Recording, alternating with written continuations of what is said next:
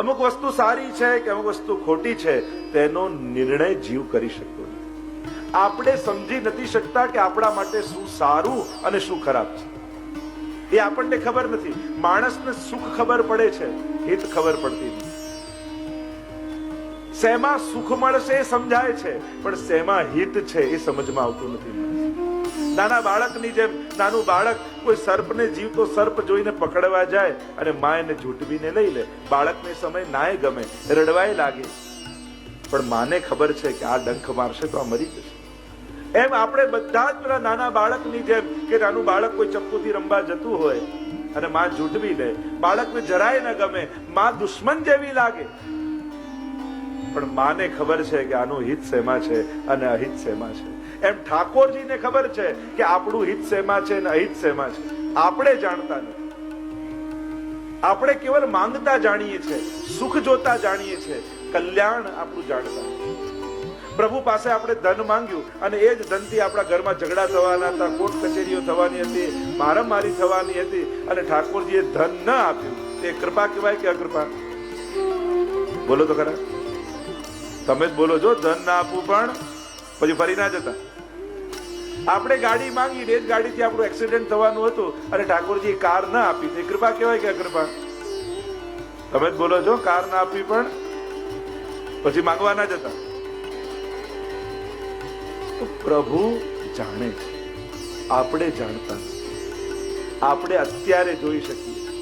જો આ તો બહુ મોટી પ્રભુની કૃપા છે કે આપણી બધી ઈચ્છા એ પૂરી નથી કરતી. જો આપણી બધી ઈચ્છા એ પૂરી કરી દે તો માણસ પોતાનું જીવન પોતે નરક બનાવી દે. આપણા બગાડ માટે કોઈની જરૂર નથી. આપણે જ આપણા સૌથી મોટા દુશ્મન છે. આપણે જ આપણું બગાડી લઈએ. આપણા મન પર આપણો કોઈ ભરોસો છે? આ મનનો કોઈ વિશ્વાસ રખાય એવો છે?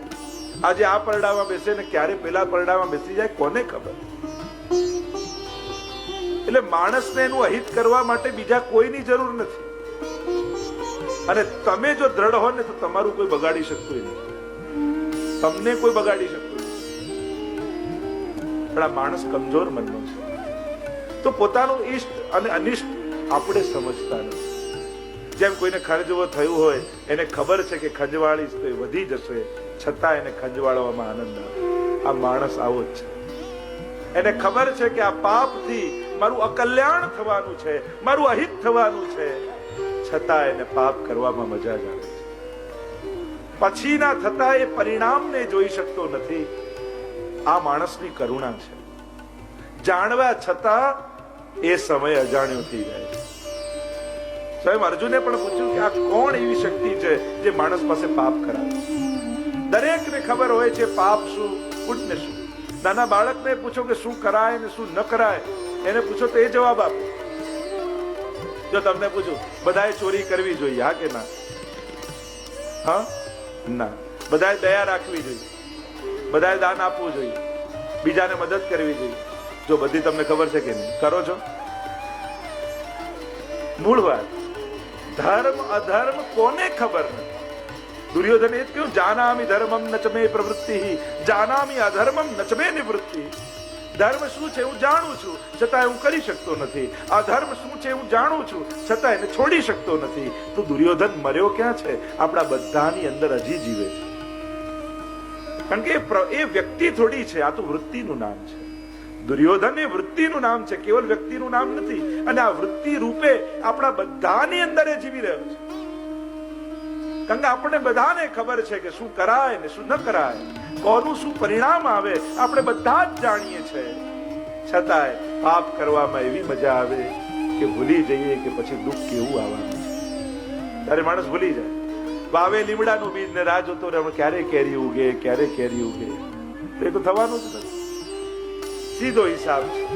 તો જીવ પોતાનું અનિષ્ટ ઇષ્ટ જાણી શકતો નથી. અને એટલા માટે એને પ્રભુ પર ભરોસો રાખે. કારણ કે ઠાકોરજી તમારું અનિષ્ટ નહીં થવા. અને જે વસ્તુ લઈ લીધી છે એટલા માટે લીધી છે કે ક્યાંક એનાથી કોઈ અકલ્યાણ થવાનું. અને જે વસ્તુ આપી છે એટલા માટે આપી છે કે આ કલ્યાણ માટે છે. ઠાકોરજી સમજે છે, પ્રભુ જાણે છે, જીવ જાણતો નથી. વિવેકસ્તુ હરિ સર્વમ નિજેચ્છાત કહીશ. આ જ વૈષ્ણવનો વિવેક છે કે એની ઈચ્છા પ્રમાણે બધું સારું કરશે. એ ભરોસો રાખો. અને પછી માણસની તકલીફ એ સારું થાય આપણા જીવનમાં ત્યારે ક્યારે આપણે ઠાકોરજીને કહીએ હું તમને હું જ મળ્યો, બીજું કોઈ ના દેખાયું એને આપવું હતું ને, આવું ક્યારે કહીએ? પણ દુઃખ આવે ત્યારે કાયમ કે તમને હું જ મળ્યો. સુખ આવે ત્યારે માણસને એમ થાય કે મારા જેવું તો કોઈ પાત્ર હતું જ નહીં, આ બધું તો મને જ આપવા જેવું હતું.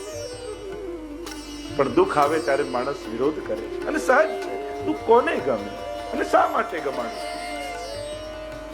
પ્રભુએ આપ્યું છે. પ્રભુ જે વિચારે છે શ્રેષ્ઠ છે. વ્યક્તિએ ભગવાન આગળ હઠાગ્ર નહીં કે આ જોઈએ ને આ આપવું જ જોઈશે, આ મારે જરૂરી છે, આનાથી જ મારું હિત થશે, એવો હઠાગ્ર એવું નહીં રાખો. ઠાકોરજીને વિચારવાનું. પ્રભુ જાણે છે કોઈને ડાયાબિટીસ થયું હોય અને એ મીઠાઈ માંગતો જ જાય તો માં નથી જ આપવાની. ભલે નારાજ થાય, કારણ કે એને ભાવે છે, પણ એનાથી એનું અકલ્યાણ થવાનું છે. આપણે બધા એવું જ કરીએ છીએ ક્યાંક ઠાકોરજી સાથે માંગવા તો જઈએ છે, પણ હંમેશા પોતાનું અહિત માંગીને આવીએ, અને એટલે ઠાકોરજી આપતા નથી. એને આપવામાં રસ નથી એવું નથી, એ તૈયાર છે, પણ એવું કંઈક માંગો જેથી તમારું કલ્યાણ થાય.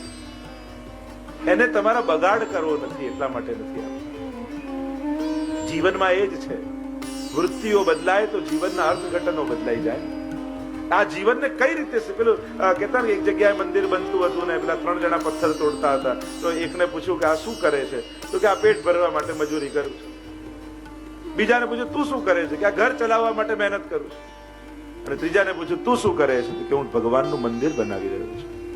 કામ ત્રણે સરખું જ કરતા હતા, પગાર ત્રણેયનો સરખો જ હતો, પણ ત્રણેયની વૃત્તિ જુદી છે કામ કરવાની. એક ભગવાનનું મંદિર બાંધું છું એ વાતનો એને આનંદ છે. એકને વેટ કરું છું એવો પશ્ચાતાપ છે. એકને કર્તવ્ય કરું છું ઘર ચલાવવા માટે, એવી કર્તવ્ય ફરજ છે. તો મંદિર બાંધવાની વૃત્તિ સાથે જે કામ કરતો હોય એનો આનંદ કંઈક જુદો હોય. એમ જીવનને પણ આ ભગવાનનું મંદિર બાંધું છું એવી સેવા ભાવનાથી જીવવું, તો જીવન જીવવાનો આનંદ બદલાય. આગળ શ્રી હરિરાય મહાપ્રભુજી 10મા શ્લોકમાં કહે છે, આ જીવ એક નાના બાળકની જેમ અઠાગ્રહ કરતો હોય છે. અને હરિરાયજી સમજા, નાના બાળક જેવો આ જીવ છે. બાલા ઈવ કર પ્રાપ્તમ, એક નાનું બાળક જેથી નાનું છે, રમકડા ગોતી રહ્યું છે, સામે વિષેલો સર્પ છે, અને એનો પકડવા જાય, એનો પિતા કરુણાવશ એને સ્નેહવશ એનાથી એ ખેંચી લે, તો એમાં એનો પ્રેમ જ છે. ભગવાન આપે ત્યારે આપણને પ્રેમ દેખાય છે, એ લઈ લે ત્યારે એમાં એનો પ્રેમ દેખાતો નથી. આ તો યુવાનો છે, આજના યુવાનો મા બાપની હાને સમજે છે, પણ ના નથી સમજી શકતા. પણ મા બાપની નામાં પણ એનો પ્રેમ જ હોય છે.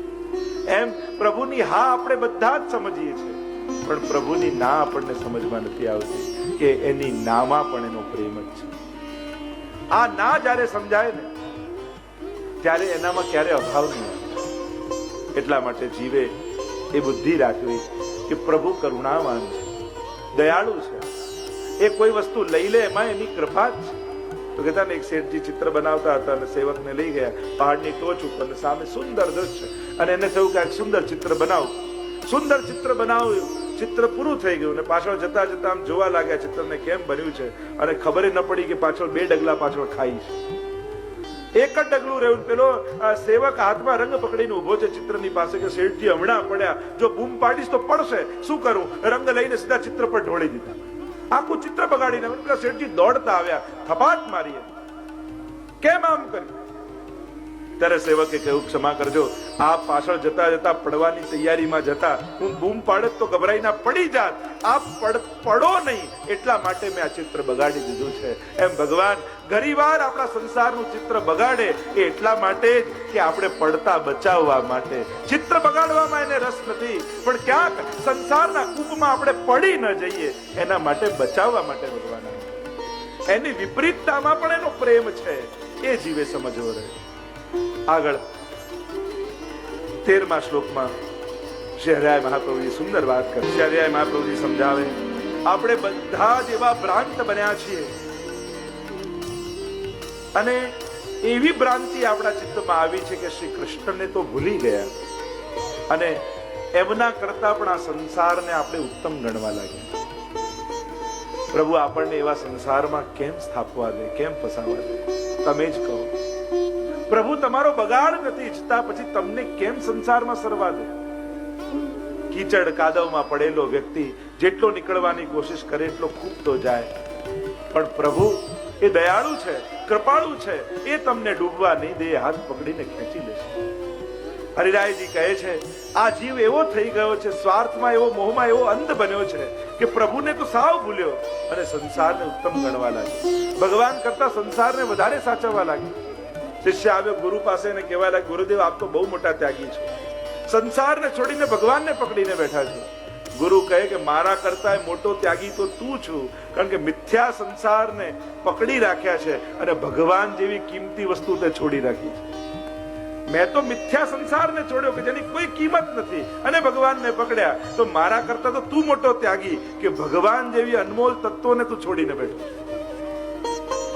સંસારની મહત્તા મનમાં માની છે અને પ્રભુને ખોટા કર્યા છે. ગુરુ મળે ત્યારે સમજાય કે જે પકડ્યું છે એ તો બધું ખોટું છે, એ તો પાડનારું છે, એ તો બાંધનારું છે. એક પત્નીએ પતિને હીરાનો હાર અપાવ્યો, ખોવાઈ ગયો, લગ્નમાં ગયા અને ગભરાવા લાગી કે અરે મારા પતિ પૂછશે તો શું જવાબ આપીશ કે ક્યાં ગયો, અને ડરતી ડરતી ઘરમાં આવી અને એનું મોઢું પડેલું જોયું એટલે પતિએ પૂછ્યું કે થયું શું, આવું ગભરાય છે કેમ, ડરેલી કેમ છે? ત્યારે કહ્યું કે માફ કરજો, તમે જે સાચો હીરાનો હાર લાવેલા ને એ મારાથી ખોવાઈ ગયો છે. પતિએ કહ્યું ચિંતા ન કરીશ, એ ખોટો હતો. અને જ્યાં સમજમાં આવ્યું કે ખોટો હતો એટલે નિર્ભય બની ગઈ, નિશ્ચિંત બની ગઈ. ખોટો હતો તો વાંધો નહીં. એમ જ સંસારથી ગભરાયેલો વ્યક્તિ જ્યારે ગુરુ પાસે આવે કે આ કઈ સંસારમાં મેળવી ન શક્યો, કઈ પામી ન શક્યો, બધું હાથમાંથી છટકી ગયું, સરકી ગયું છે, અને ગુરુ સમજાવે કે આ તો ખોટો હાર છે, અને જ્યારે આ સમજાઈ જાય ત્યારે નિર્ભય બની જાય, ભાર વગરનો બની જાય, હળવો બની જાય. એ જેટલી મહત્તા માનીને સ્વીકારશો એટલો ભાર વધારે રહેશે, એટલું ધ્યાન સંસારમાં વધારે રહેશે, અને જેટલું એને નશ્વર માનશો એટલું ચિત્ત ત્યાં ઓછું જશે. કારણ કે જેની કિંમત આપણે વધારે આંકીએ છીએ મન ત્યાં જ વધારે હોય છે. કચરાને કોઈ સાચવે, નાખ્યા પછી કોઈ જુએ? એનાથી થોડી કોઈ કિંમતી વસ્તુ હોય તો કે આપણે કંઈક નાખીએ ને તો પાછું જોઈ લઈએ ફેંકતા પહેલા કંઈક કામનું તો નથી પડ્યું. અને એ રીતે તિજોરીમાં જયારે મૂક્યું હોય ત્યારે કેટલું એનું ધ્યાન રાખે. જેટલી કિંમતી વસ્તુ એટલો મનની મહત્તા એના માટે વધે, અને જેના માટે મન મહત્તા નથી સ્વીકારતો એને તરફ મન ધ્યાન નથી આપતું. તિજોરી ખુલ્લી પડી હોય, બધા કામ કરતા હોય, ઘરમાં બહારના મજૂરો કામ કરવા આવ્યા હોય, અને અહીંયા તમે માળા ફેરવતા હો, ત્યારે તમારું મન માળામાં રહે કે તિજોરીમાં રહે?